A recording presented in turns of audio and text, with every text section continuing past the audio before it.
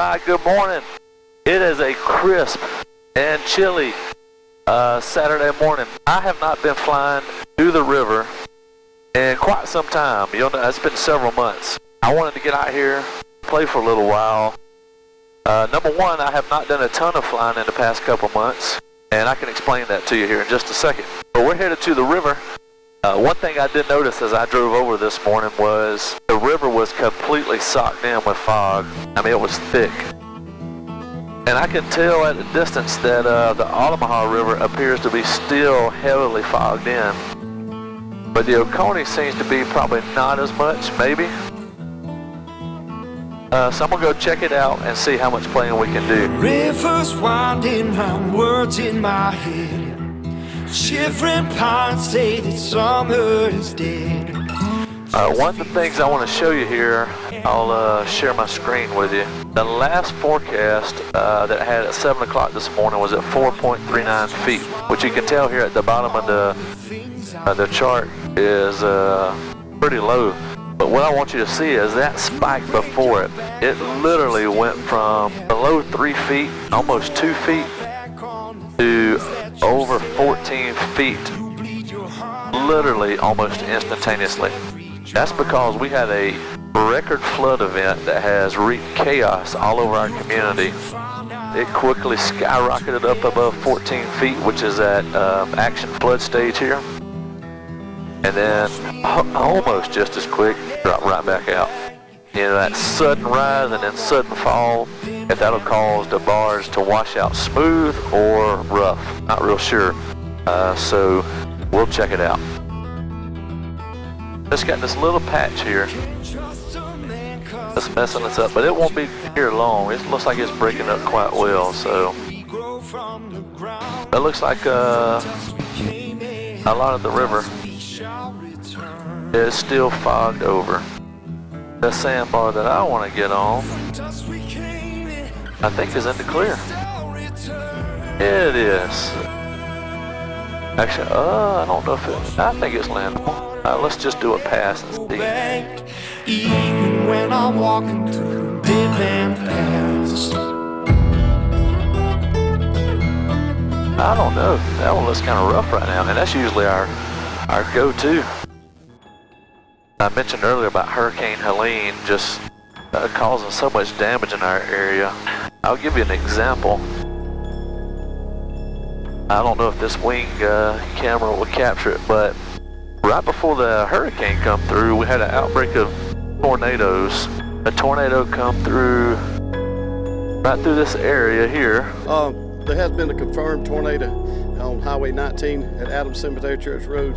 I just got this information from Sheriff Randy Rigdon, and we think there's some casualties. We don't know the amount of casualties yet. But unfortunately, during the event, a tornado touched down, and unfortunately, it actually tornado touched down, hit a mobile home, picked it up, chunked it into a field near the house. This is the field right here. You can still see some of the debris, unfortunately, from that house out here in the field. Some of their appliances, looks like an oven. Unfortunately, it killed some of the people that were in the house. Actually, a lot of the law enforcement and first responders working that night had to come out in this exact field and find the bodies and pick them up. It's just an absolute tragedy.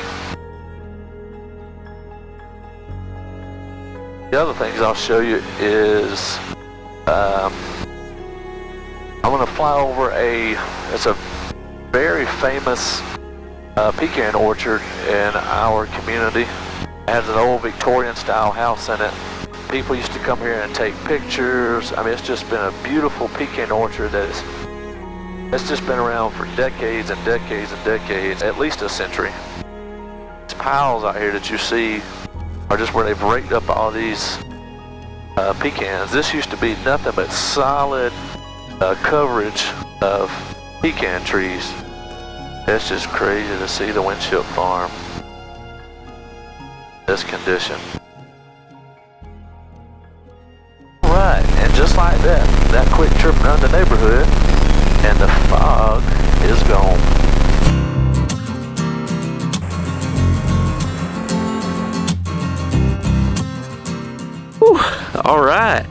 got the first sandbar landing under my belt. And again, the first time I've been on the river or landed on a sandbar in a couple months.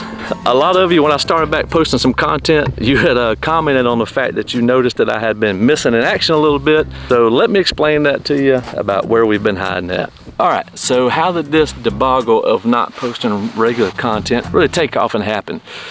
Well, over the summer, we decided we were going to start a new project in our backyard. For a long time, if you've watched this channel from the very beginning, even when I was flying the Cherokee, Erica has wanted a swimming pool. The kids wanted it.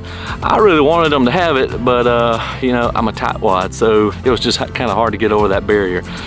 But one time, Erica messed up and said, when we get a swimming pool, you can buy whatever airplane you want, as long as we can afford it.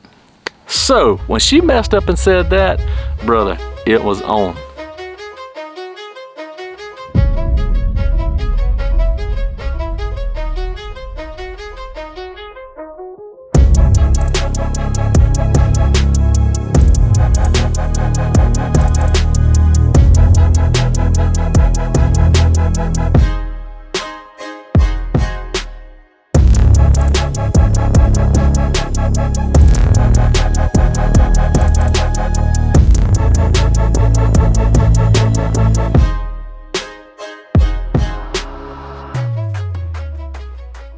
Erica did say, hey, you give us the swimming pool, you can do whatever you want in aviation. And we have a swimming pool in my backyard right now. So that leads me to my next point. What am I going to do with the Avid? The Avid has been a tremendous airplane. It got me kind of involved in backcountry aviation. I have no complaints about it. It is an absolute performer for the size that it is. But the size is the only downfall that I have.